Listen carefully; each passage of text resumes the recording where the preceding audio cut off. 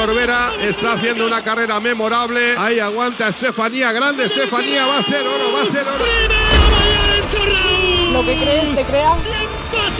Extraordinario, extraordinario Mayalen Serraut. Y Tevi Portela es medalla de plata. ¡Qué locura! Ahí llega oro brillantísimo de la madrileña, espectacular. Estos juegos en lo que ha sido un final espectacular. Señoras y señores, Mayalen Serraut va a ser medalla. La unión y la confianza y la certeza de que si todas hacíamos lo mismo unidas iba a salir y somos campeonas del mundo. Mujeres del piragüismo, detrás de la palada. Un proyecto de la Real Federación Española de Piragüismo en colaboración con Mujer y Deporte.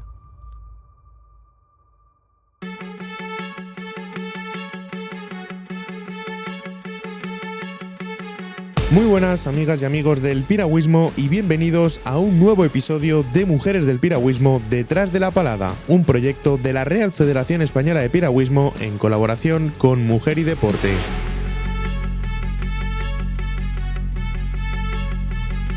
Con estos podcasts que iremos realizando vamos a poder conocer más a fondo la mujer que hay detrás de cada palada en el agua, de cada entrenamiento o de cada decisión juzgada.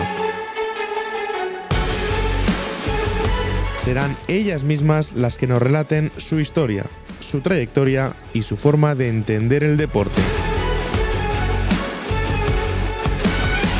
En estas entrevistas sabremos la manera en la que viven la competición, el entrenamiento, la lucha, el triunfo, la derrota, las decepciones, las alegrías y el esfuerzo por superarse día a día, y todo ello enfocado en el ámbito femenino. Les habla Carlos Gallego en representación de la Real Federación Española de Piragüismo.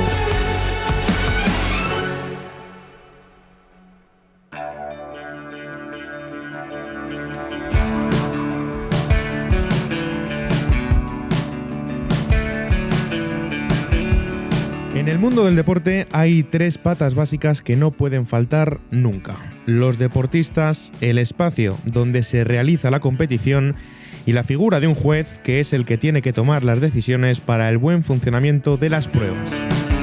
En el mundo del piragüismo, la figura de los árbitros es muy amplia, ya que abarcan multitud de situaciones dentro de una competición y su trabajo, aunque invisible a los ojos de los focos, es indispensable para que todo transcurra con la normalidad y la limpieza que tiene que haber en una competición deportiva.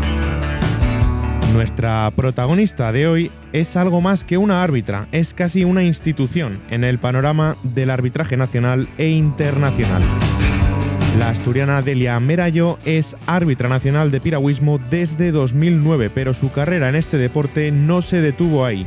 En 2018 consiguió entrar en el arbitraje internacional y en el 2024 accedió al puesto de miembro del comité de maratón de la ICF. Además, en España también es una de las cabezas visibles del Comité de Maratón de la Real Federación Española de Piragüismo y desde 2021 es la vicepresidenta del Comité Técnico Nacional de Árbitros de la Real Federación Española de Piragüismo.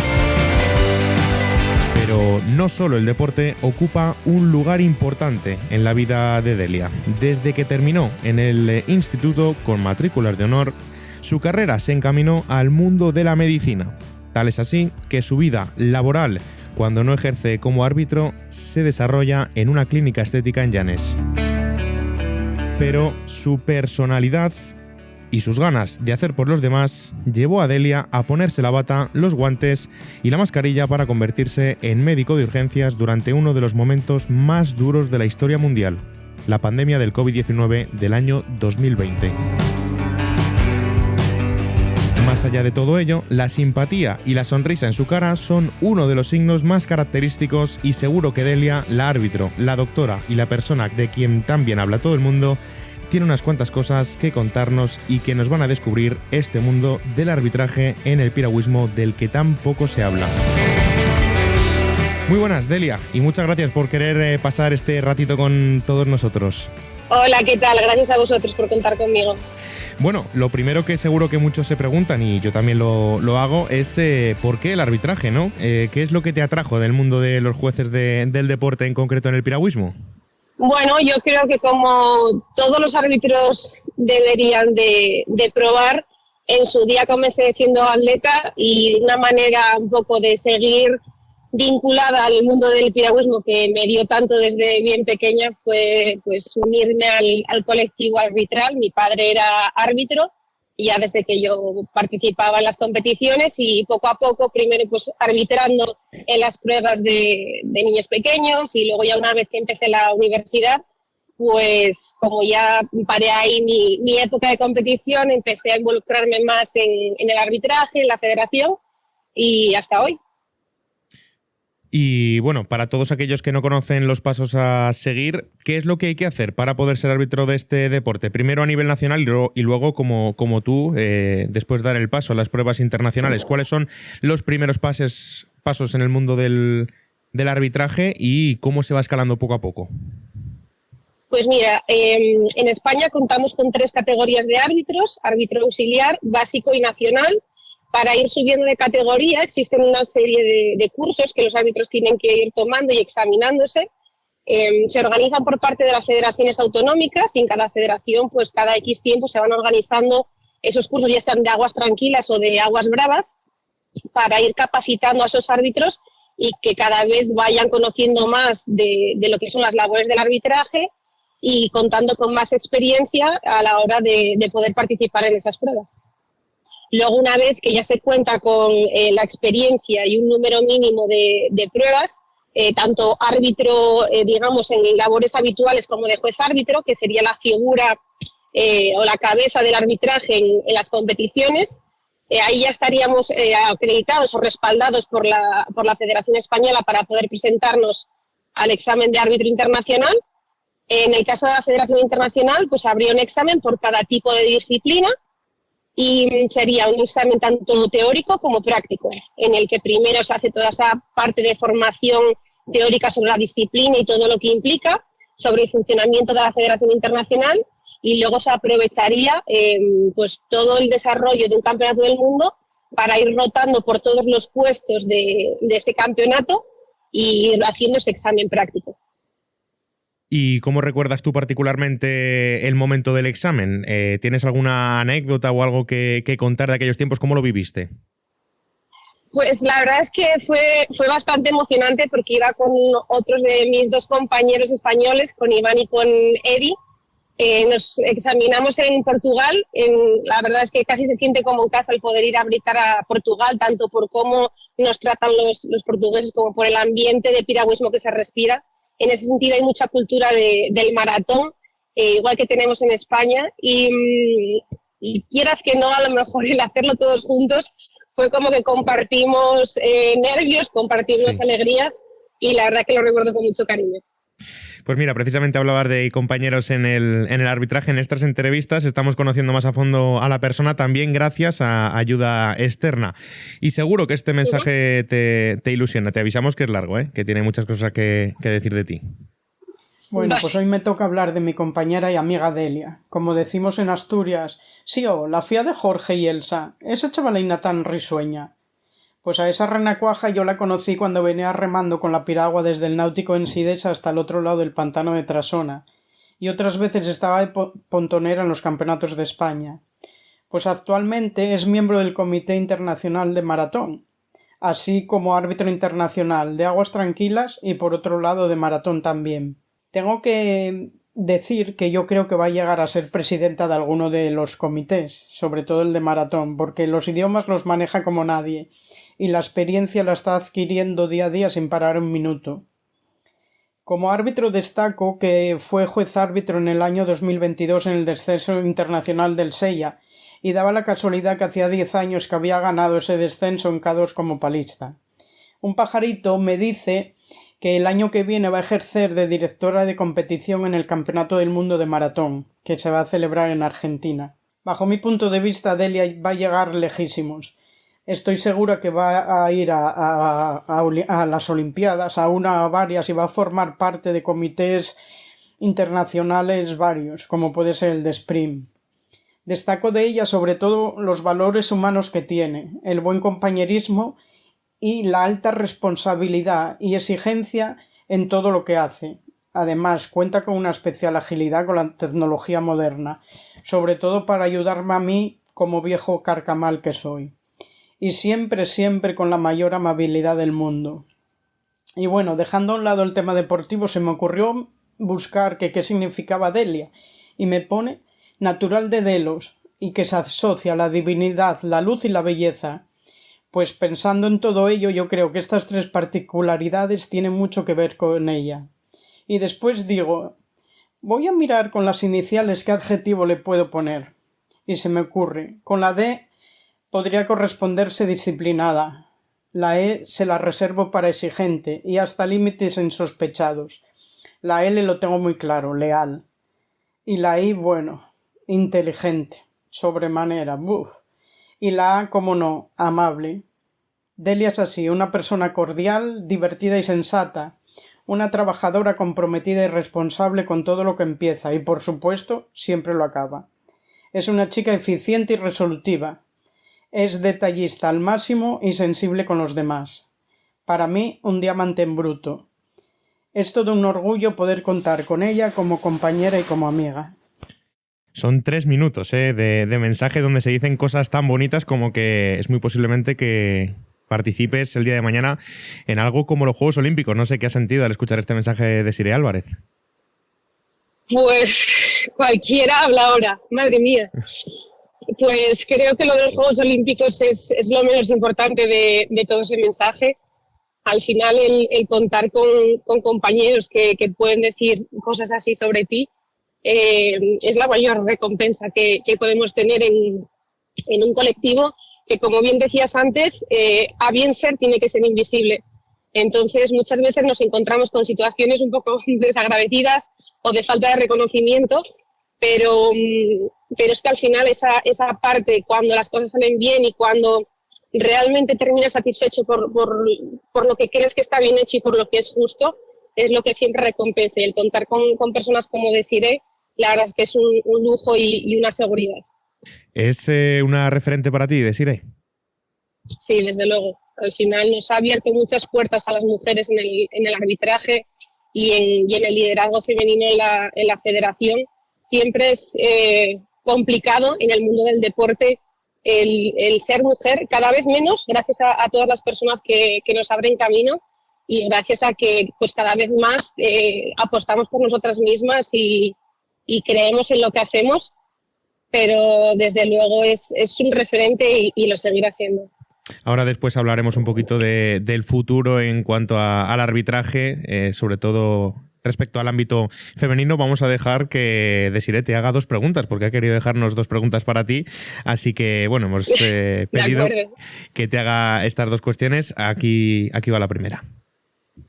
Tienes que contestarme a una pregunta facilina. A ver, imagínate que dentro de 3 años eres brillante, ganas mucho dinero en todo lo que haces en tu vida actual. Tienes que colocarme en un podium estas 4 cosas que te voy a decir ahora. Me tienes que decir los motivos y también cuál me dejas en el 4.º puesto y por qué.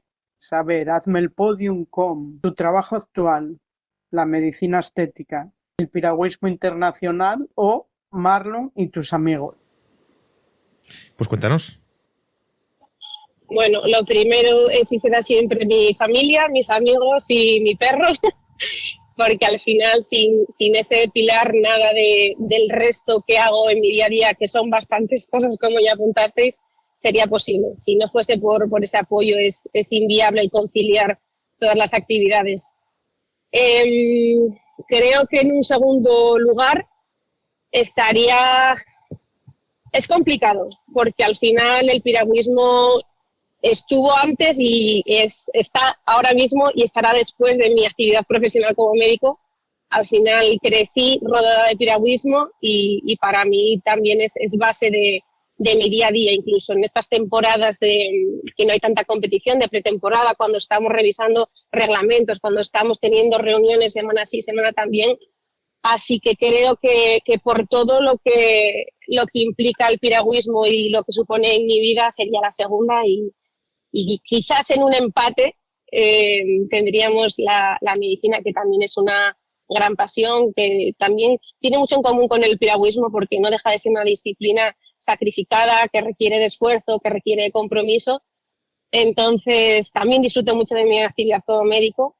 pero vamos, empatada 100% con el piragüismo. Es una magnífica árbitra, pero también una magnífica periodista, porque vaya preguntas, aquí va con la segunda, Desiree. Una pregunta que te querría hacer sería, si pudieses intercambiar tu vida con alguien, ¿con quién lo harías? Eso es muy complicado. ¿Con quién lo haría? Pues si te digo la verdad, aparte de que es una pregunta compleja, creo que no la cambiaría con nadie porque estoy muy satisfecha con lo que hago, con lo que soy, aunque alguna vez las decisiones puedan ser complejas y conlleven una serie de consecuencias. Estoy muy tranquila con cómo soy, con quien tengo alrededor, sobre todo, como te decía, y estoy en un momento actual a nivel vital muy bueno, así que seguimos adelante con todo lo que tenga que venir. Buena la pregunta y buena la respuesta. Ahora vamos al agua. Te has especializado en ser árbitro de pruebas de maratón en los campeonatos internacionales. Y es extraño, es raro el europeo o mundial en el que no vemos tu rostro en esas zonas de porteo o esas zonas de box de estos campeonatos mencionados. ¿Qué es lo que te atrajo exactamente de esta disciplina, del maratón? Pues al final en mi club cuando competía era la disciplina que más preparábamos. Bueno, yo pertenezco al Club Náutico en Sidesa, como decía Desiree antes, y pues tenemos el beneficio y el gusto de poder entrenar en Trasona, donde también contamos con una muy buena pista de sprint. Pero bueno, la verdad es que lo que más preparábamos eran pruebas de maratón. Disfrutábamos mucho de esas regatas, tanto en Asturias como fuera de Asturias, entonces un poco siguiendo esa pasión y esos buenos recuerdos que tenía de mi época de atleta, fui siguiendo ese camino y en estas estamos. Bueno, y además, como ya hemos mencionado, también has sido y eres árbitro en pruebas de sprint olímpico. Una de las preguntas que se le puede venir a la mente a una persona es ¿cómo cambia el arbitraje de una prueba de sprint olímpico respecto a una prueba de maratón? ¿Cambia mucho? ¿Son muchas las diferencias que hay a la hora de preparar una prueba y a la hora de preparar otra? Evidentemente hay que hablar de la distancia, no tiene nada que ver, incluso las zonas donde se ubican los jueces, ¿no? Pero ¿tan diferente es juzgar y preparar una carrera respecto a otra, según la disciplina? Son radicalmente opuestas, pero creo que como árbitros debemos estar formados y capacitados para poder arbitrar ambas con suficiente calidad, y más ahora cuando tienden a acercarse un poco en las regatas de maratón corto, que son distancias de 3,5 kilómetros y los 5.000 con porteo que estamos viendo desde los últimos años en pista. Entonces ahí tenemos un poco una modalidad híbrida, como se llama ahora, de determinados atletas, donde son capaces de poder combinar esa capacidad que tienen los atletas de velocidad con los atletas de resistencia que vemos en maratón, y también es muy interesante. Al final son labores que, aunque por el nombre un árbitro de salidas, un árbitro de recorrido pueda hacer lo mismo, pero las tareas a desempeñar evidentemente son muy diferentes. ¿Y qué es lo más complicado del arbitraje del sprint y qué es lo más complicado del arbitraje del maratón? En el sprint diría que es más que nada la llegada, porque son llegadas muy, muy cercanas en las que se están jugando muchas cosas. Sabemos que el piragüismo al final es un deporte que transcurre al aire libre y que tenemos que contar con determinadas circunstancias en las que hay veces que los deportistas se ven perjudicados. Entonces se ven situaciones un poco desafortunadas a veces a nivel de las llegadas, y sobre todo cuando se están jugando clasificaciones a series posteriores, a finales, etcétera. Y en el maratón, desde luego, lo más complicado, pero desde luego lo más divertido y lo que todos más disfrutamos son los porteos. Es una zona muy técnica donde prima la experiencia, donde prima un poco la picardía también de los atletas. Entonces hay que estar con 1000 ojos a todo lo que pueda transcurrir.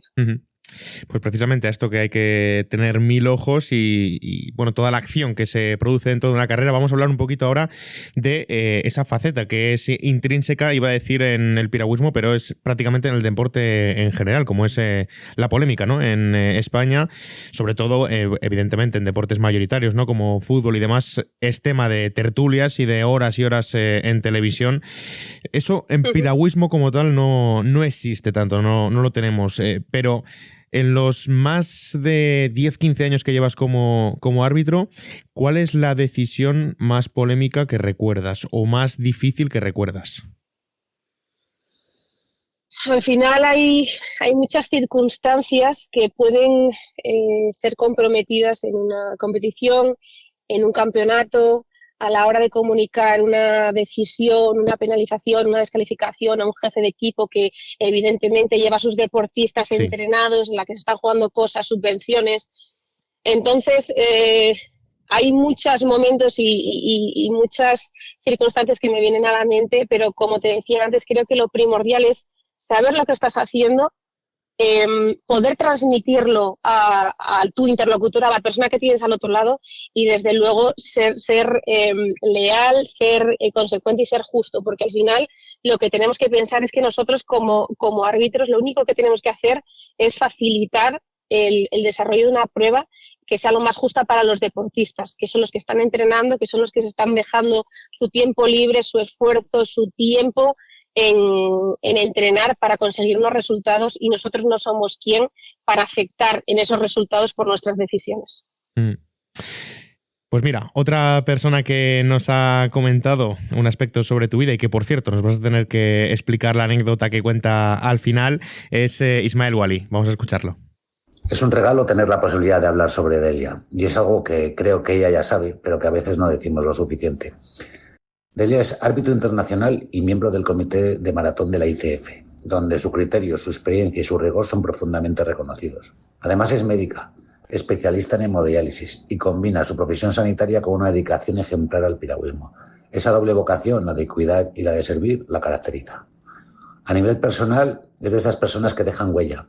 Es cercana, humilde, generosa. Tiene esa capacidad extraordinaria para escuchar, comprender y tender la mano cuando lo necesitas, siempre buscando construir y aportar. Es alguien que inspira calma, confianza y respeto sin esfuerzo, simplemente siendo como es, auténtica, comprometida y con un sentido ético que guía todo lo que hace. Es una compañera leal, una profesional incansable y una persona que suma en cualquier entorno en el que está. Además, compartimos un gusto con una sopa china que siempre recordaremos. Bueno, pues dos cosas. Sobre todo, esa anécdota final, ¿no? Ese gusto por la sopa china que queremos saber, que es lo que entraña, y cómo habla también la gente de ti. No sé, cuéntanos. Yo no sé si es Navidad, porque los regalos que estoy recibiendo hoy, pues no lo sé. Yo la verdad es que intento hacer las cosas convencida y todo lo bien que puede ser. A lo mejor por eso, por el haber estado en el agua, el querer hacer... Es que no sé, es que no me estaba esperando todas estas cosas y me pilla un poco desprevenida. Pero bueno, lo que sí que te puedo decir es que el tema de la sopa china fue en una reunión que tuvimos de la ICF precisamente este febrero en China. Estábamos Ismael Wali, Alejandro Agüera y yo, y como españoles en una de las películas de Paco Martínez Soria, comimos en el primer sitio que nos encontramos y os podéis imaginar, si todavía se acuerda ahora del picante, el mal rato que pasamos. Pero bueno, nos reímos también un buen rato. Os acordasteis días, ¿no? de esa cena. Madre mía, y noches, días y noches. Pues al igual que de Siré, Ismael Wali también te ha querido dejar una pregunta que contestes. Y la pregunta que me gustaría hacerle es, Delia, como médica, árbitra internacional y con tantos años de experiencia en nuestro deporte, ¿cuál dirías que es el mayor beneficio que tiene el piragüismo para la salud física y mental de las personas? Pues el mayor beneficio yo creo que es el poder estar en contacto con la naturaleza, estar al aire libre, estar respirando aire fresco y estar en movimiento. Eso creo que se lo podemos preguntar a cualquier persona que practique el piragüismo, tanto a nivel profesional como a los aficionados, a los másters que están en mi club, a los que tenemos por toda España, que son muchos y muy buenos. Y al final lo repetimos mucho, lo repiten desde la federación, pero el piragüismo está claro que es vida. Es un deporte espectacular. Aparte, bueno, hablando del arbitraje, ¿no? Y del arbitraje quizás más fuera del agua y fuera de los campeonatos, eres miembro de los comités de maratón, tanto de la Real Federación Española de Piragüismo como de la ICF. ¿Qué labor se hace concretamente en esos comités? Bueno, es un poco diferente el funcionamiento en España de la ICF, pero básicamente se trata de regular todo lo que gira en torno a la disciplina, a esos reglamentos, esas bases de competición que son luego las que se siguen a la hora de celebrar las competiciones y ver que todo transcurre como tiene que transcurrir. Y bueno, pues al final el marcar un poco también en el calendario todas esas sedes, contactar con organizadores. Es un trabajo que lleva tiempo y, como te decía, al final son muchas reuniones a lo largo del año, pero es la única manera de poder tener una temporada organizada y que transcurra lo más ordenada y mejor posible, que siempre pueden ocurrir circunstancias. Ya sabemos que esta última temporada en España fue un poco compleja, pero como te decía, es un deporte que transcurre al aire libre, que no siempre podemos controlar las circunstancias, entonces tenemos que por lo menos a nivel organizativo poner lo mejor de nuestra parte. Y siguiendo con el tema de reuniones, ¿no? En el 2023 la ICF celebró en Irlanda un congreso que fue llamado Simposio de Mujeres Líderes de la ICF. ¿Consideras que este tipo de eventos tienen que tener más periodicidad, tienen que repetirse más en el tiempo? Yo desde luego creo que fue muy positiva la asistencia. Se celebró este año nuevamente en Australia. Tanto Irlanda como Australia son federaciones nacionales donde las mujeres toman un papel súper importante y súper destacable en la federación. Y creo que es necesario en el sentido de que muchas veces no cuentas con las herramientas o con el respaldo femenino que te ayuda a empoderarte, a decir, claro, ¿por qué no vas a estar tú ahí si tienes la experiencia, tienes el conocimiento y tienes las ganas? Entonces, yo en ese sentido creo que he tenido mucha suerte con las mujeres que me han rodeado y que me siguen rodeando.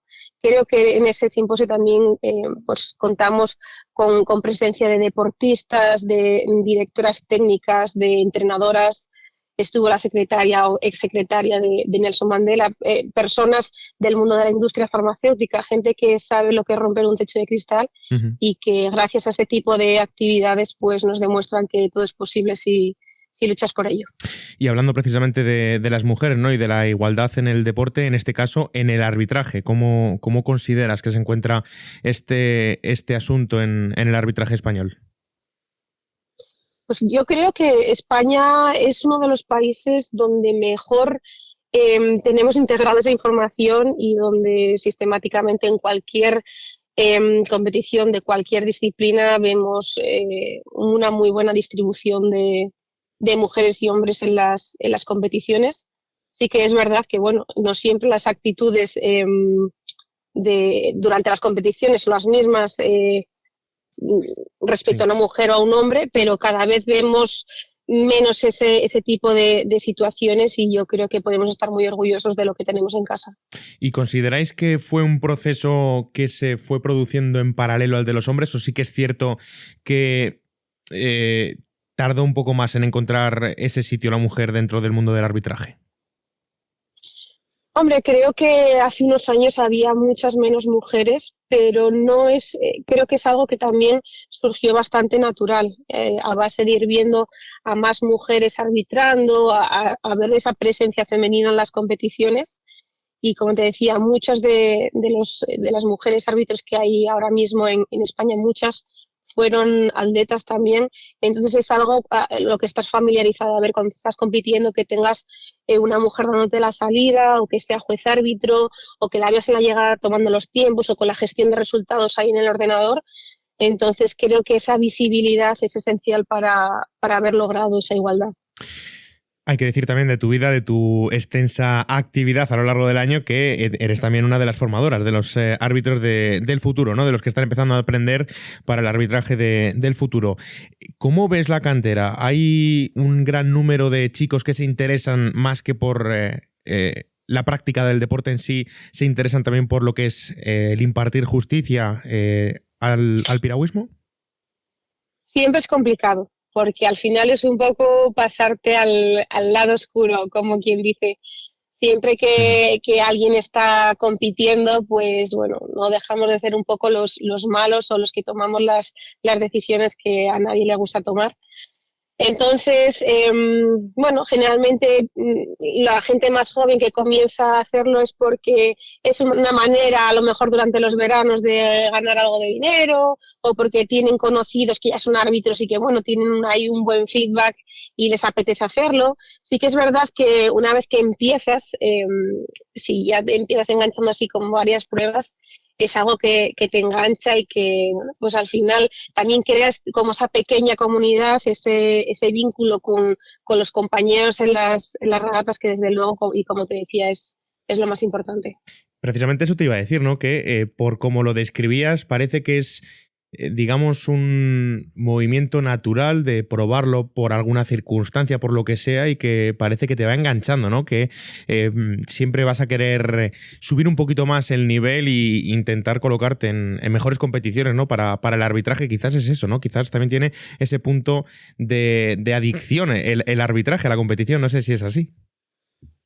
Luego, bueno, también entran un poco en juego las ambiciones personales de cada quien, o que a lo mejor luego, pues esta gente que empieza así más joven, si se van a otras ciudades a estudiar o a otros países a vivir, pues bueno, al final tenemos que compaginar la actividad del piragüismo con nuestras vidas diarias, pero desde luego es muy buen vínculo con el deporte, y también creo que es una manera de devolver al piragüismo todo lo que nos da en la juventud. Ya para ir terminando esta charla amena, Delia, más allá del deporte, la medicina ha sido otra de tus grandes pasiones. Antes de pasar a hablar de lo que antes mencionábamos, del 2020, de la pandemia, cuéntanos, ¿cómo eres capaz en la actualidad de compatibilizar tu trabajo habitual en la medicina estética con la labor en el piragüismo? ¿Cómo lo haces para conseguir tu presencia en estos dos ámbitos? Con cafeína, porque no se puede hacer de otra manera. Al final, bueno, son muchas horas, mucha ingeniería de turnos, el intentar a veces encajar videollamadas mientras estoy trabajando. Yo creo que mis compañeros de los comités pueden afirmar que me ven más de blanco que en mi casa haciendo las videollamadas, pero al final es cuestión de organizarse un poco y de intentar encajar, pero creo que cuando haces las cosas con ganas y con pasión, todo se puede hacer. Uh-huh. Y ahora sí vamos a coger el DeLorean y vamos a viajar al pasado, hasta febrero del 2020, cuando en España se detectaron los primeros casos de COVID. Y bueno, pues semanas después vimos algo absolutamente inédito. ¿Cómo lo viviste tú en primera persona? ¿Cómo dedicaste tu tiempo en ayudar a todo lo que pudiste? ¿Cuál fue el momento en el que dijiste, creo que tengo que abrir un paso y tengo que entrar a ayudar en lo que pueda? Pues realmente en el momento que empezamos a ver cómo se estaban dando las circunstancias, pues es que en mi casa realmente no hacía nada, y era la impotencia de ver que tenía compañeros y amigos de la universidad de cursos superiores que ya eran residentes en el hospital y que lo estaban pasando fatal. Entonces fue como, bueno, pues aunque solo sea, no sé, cualquier cosa que pueda ayudar por, yo qué sé, por la gente mayor, pensando también en mi familia, en mis amigos, dije, venga, nos liamos la manta a la cabeza y vamos para allá. Entonces, bueno, yo estuve trabajando en Bilbao, en un centro sucio, o sea, centro que atendíamos exclusivamente COVID, y al final, pues yo creo que como todo el mundo, un poco con la incertidumbre y el miedo, porque cada día cambiaban los protocolos, no teníamos material de seguridad, o sea, estábamos con bolsas de basura, reutilizando las mascarillas una semana porque no había mascarillas. Entonces era un poco medicina de supervivencia. Uh-huh. Pero lo mismo, igual que en estas circunstancias que te digo adversas de las pruebas, creo que ahí también se va forjando un poco el carácter, se forjan los vínculos, las amistades, y creo que, bueno, gracias a la ciencia y gracias al esfuerzo de todos los sanitarios, todos los primeros respondedores, toda la gente que estuvo ahí dando al callo, que a veces a la población se nos va olvidando poco a poco todo lo que pasó, pues salimos adelante, y ojalá sea el último susto que nos llevamos en ese sentido. Totalmente. Y tuvisteis una labor inimaginable los sanitarios por aquellas fechas. Ya para terminar, ahora sí, para terminar un poquito más en alto, cuéntanos cómo afrontas esta temporada 2026. Explícanos, pues bueno, qué fechas clave tienes marcadas en el calendario de momento, o de momento ahora estás a la espera. Pues esta temporada, bueno, estos próximos 3 años creo que son muy importantes para nuestra federación, porque en 2028 vamos a organizar el Campeonato del Mundo de Maratón y estamos trabajando tanto a nivel de la Federación Española como de la internacional porque sea un evento para recordar. Este año, como se chivaba de sí, voy a estar como directora de competición del Mundial de Argentina, entonces tenemos varias inspecciones pendientes en el lugar de la competición y pues extrayendo toda la información posible que se pueda para poder aplicarlo en casa. En enero tendremos la reunión presencial del Comité de Maratón de la Federación Internacional en Madrid. Así que lo mismo, tenemos que barrer para casa y seguir demostrando que España sigue siendo el mejor país en el maratón. Bueno, pues Delia Merayo, ha sido un placer contar con tu voz, contar con tus palabras aquí en el podcast Mujeres del Piragüismo detrás de la palada. Ha sido un gusto saber de tus anécdotas, de tus vivencias, de cómo vives el piragüismo desde el otro lado, de ese lado que siempre es tan, desdeñado por muchos, ¿no? del deporte, pero que nos has enseñado a verlo con los ojos, con lo que lo miras tú y con la gran pasión que demuestras. Así que te reitero, muchísimas gracias por contar tu experiencia al podcast de la Real Federación Española de Piragüismo. Muchas gracias a vosotros y a la Federación por visibilizar el colectivo arbitral y por seguir visibilizando a las mujeres. Creo que es una escuela de vida enseñarle a mis hijas que a lo mejor no las puedo acompañar todo lo que me hubiese gustado. Tuve ahí sentimientos de lo hago, no lo hago, y dije, lo hago, este tren no sé si va a volver a pasar. Y claro, de repente dar la vuelta y ver el cielo, pues negro no, lo siguiente, y a escuchar los truenos. Y yo me acuerdo que ahí descubrí que hay un ritmo, tenemos un ritmo más cuando vamos remando, que es el ritmo del miedo. Sí, el ritmo del miedo de sobrevivir. O sea, yo no concibo el kayak polo sin mis hermanos, porque están ahí desde que empecé, y jugar con mi hermana para mí es un regalo. Y yo lo concibo, pues eso, como felicidad. Al final el contar con compañeros que pueden decir cosas así sobre ti, es la mayor recompensa que podemos tener en un colectivo. A bien ser tiene que ser invisible.